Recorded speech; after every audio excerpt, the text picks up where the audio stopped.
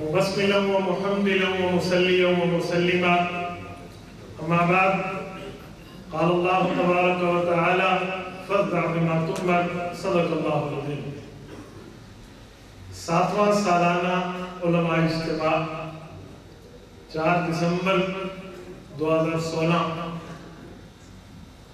میں آپ کی خدمت میں 2-4 باتیں اس انداز میں کرنے لگا ہوں کہ جیسے علماء کی مجلس میں کی جاتی ہیں۔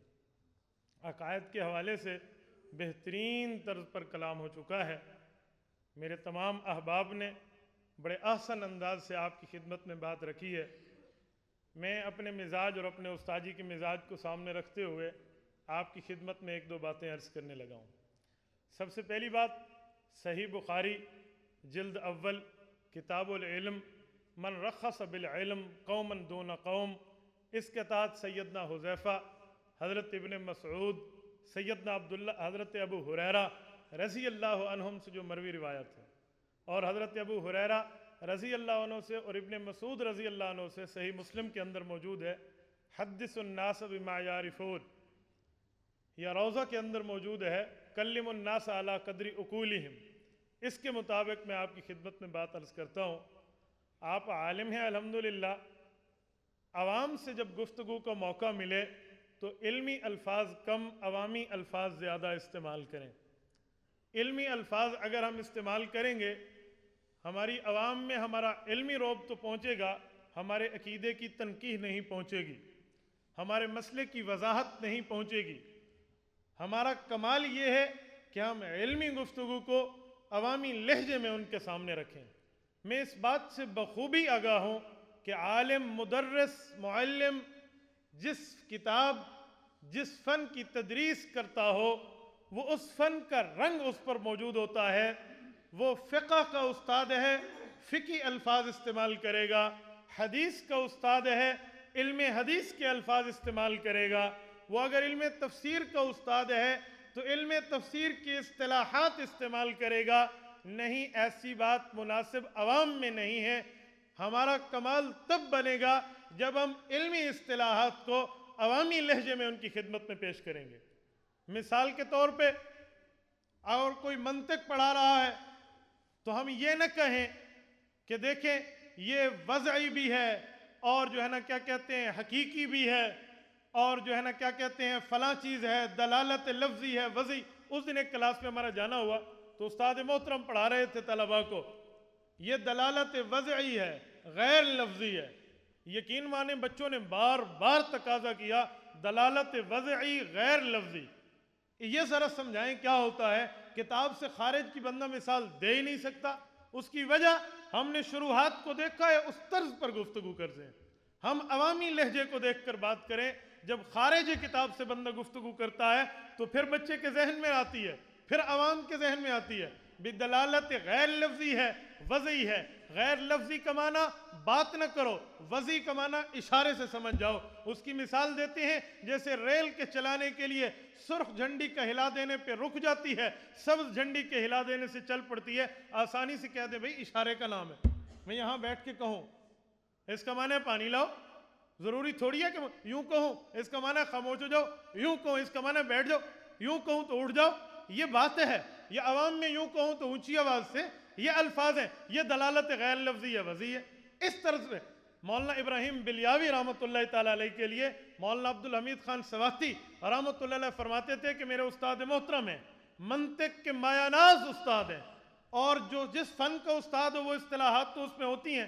تو فرمایا ایک بار کلاس میں تشریف لائے پڑھانے کے لیے تو وہ منطق کے اصطلاحات کا غلبہ ان پر اتنا ہو چکا تھا کہ راستے میں ایک ریڑھی والا ٹھہرا تھا، وہ مولیاں بیچ رہا تھا۔ مولانا کا مزاج بنا کہ مجھے مولیاں کھانی چاہیے، اسے کہا بھائی مولیاں دے دے۔ اس سے بہاؤ اور نرخ کی بات طے کی ہے، مولیاں دینے لگی تو انہوں نے دیکھا مولی کے پتے بڑے ہوئے ہیں اور مولی چھوٹی ہے، تو اسے کہنے لگے بھائی مقصود بالذات تو کم ہے، مقصود بالعرض زیادہ ہے۔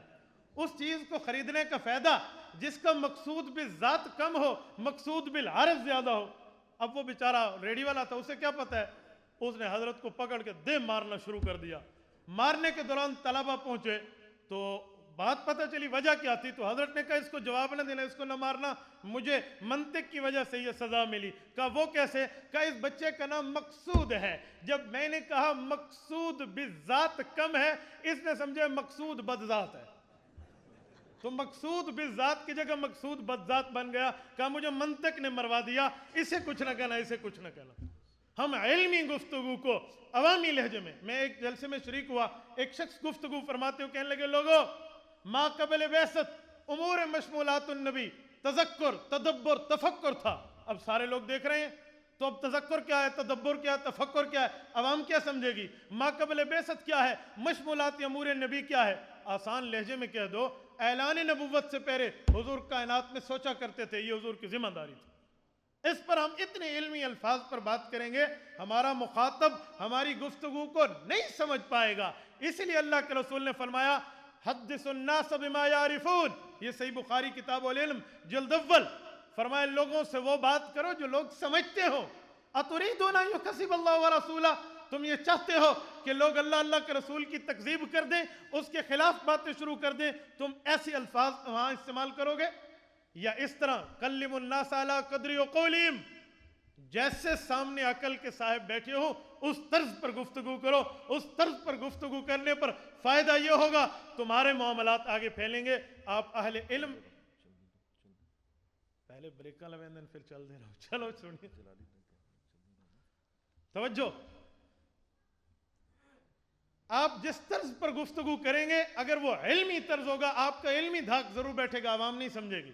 हाँ, कभी कभी इल्मी गुफ्तगू करनी भी पड़ती है, जैसे हजरत थानवी रहमतुल्लाह फरमाते हैं, समझ आ जाए तो अच्छा, ना आए तो बहुत अच्छा, लेकिन अल कलीलु कल मादूम वलिल अक्सर हुक्मुल कुल, अक्सरियत को देखा जाता है, अकलियत को नहीं देखा जाता, मेजॉरिटी देखी जाती है, माइनॉरिटी नहीं देखी जाती। हम इस वाक़ये को उठाकर हर वक्त इल्मी गुफ्तगू, इल्मी मुशगाफियाँ छोड़ेंगे। अहले बातिल को देखो, अहले बातिल ने आसान आसान आसान आसान तर गुफ्तगू करना सीखी है, छोड़िए और चीज़ों को। अहले बातिल में मौदूदी का तफहीमुल कुरान उठा के देखें, इसका तर्जमा सामने रखें, आवाम कैसे समझती है। आप उसके तबे देखें, कितनी बार वो छप चुके, उसकी तबाद देखें, कहेंगे 25वीं बार, 26वीं बार, 27वीं बार।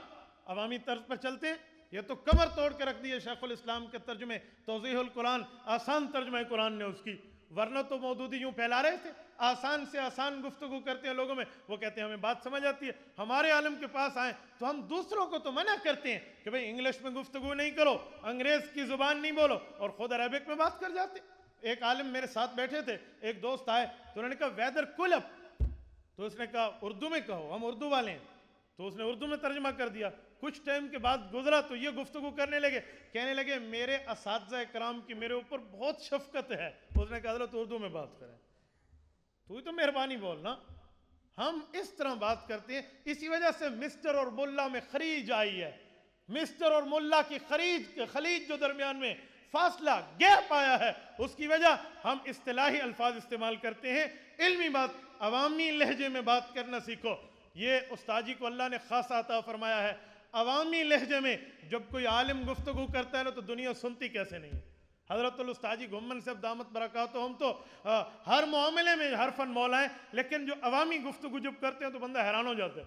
यकीन माने कई बार ऐसा हुआ, हम मुतालिया करके आते हैं, उस्ताद जी के सामने बैठते हैं, जो लफ्ज़ फरमाते बंदे को समझ आ जाता है। उसकी मेन वजह यह है कि इल्मी गुफ्तगू को अवामी लहजे में हमारे शेख ने पेश किया है।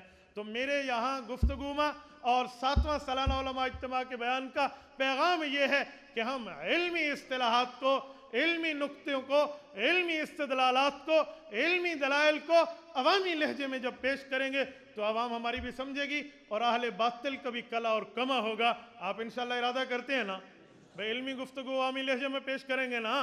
भाई आप उलमा का मजमा है, तो यहाँ बैठ के मैं आपको क्या समझाऊँ, आप जन्नत जहन्नम प्रूफ हैं, आपको सब कुछ पता है इस मसले में, आप खूब जानते हैं। मैं सिर्फ लाइन, वे, रास्ता, तरीक देने लगा हूँ कि इस रास्ते पर चलकर बंदा अपने मौक़िफ़, मसलक, मज़हब, अकीदे को जुरत से बयान कर सकता है। अल्लाह आपको और हमें सिरात मुस्तकीम पर कारबंद रखे, इल्मी मामलात को अवामी लहजे में पेश करने की तौफ़ीक़ अता फ़रमाए। व आख़िरु दावाना अनिल हम्दुलिल्लाहि रब्बिल आलमीन। لا إله إلا الله لا إله إلا الله لا إله إلا الله ما لنا رب سواه لا إله إلا الله